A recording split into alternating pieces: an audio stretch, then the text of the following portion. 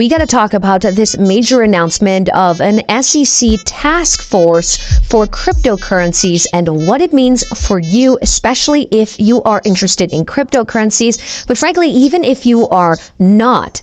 Now, let's first start with retail customer. What does it mean that there's going to be a crypto task force? Is this good or is it bad? That's actually very good.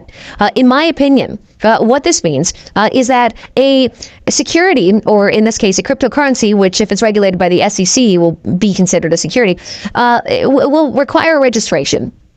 When a security gets registered, a few protections get triggered.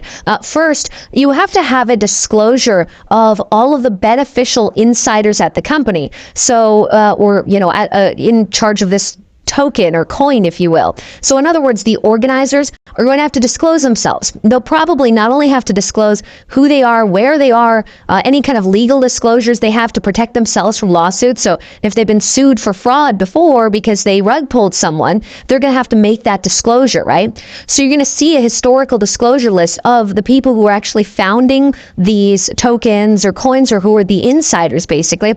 I wouldn't be surprised if they also require some form of basically board, where they say, okay, here are your internal executives, here's maybe a board. Maybe there's even a requirement that one or two of the board members have to be an independent board member in order to actually qualify for registration with the Security Exchange Commission. This would mean that outsiders, or independent outsiders, quote unquote, they could be friends or buddies, right? But just basically people that aren't being paid by those insiders, with the exception of disclosed board member compensation, those individuals would basically put their reputation on these tokens or coins with all of their related disclosures.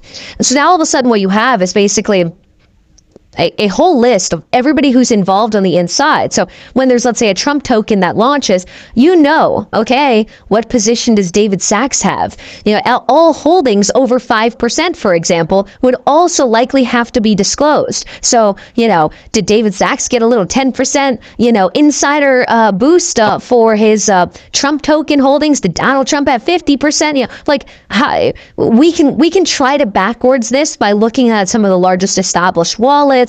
But, as with the Trump token, there were a lot of wallets where all of a sudden we're like, how come there are sales popping up, but we never saw them buy any? Well, because they were established insiders and they were basically just issued, their share, if you will.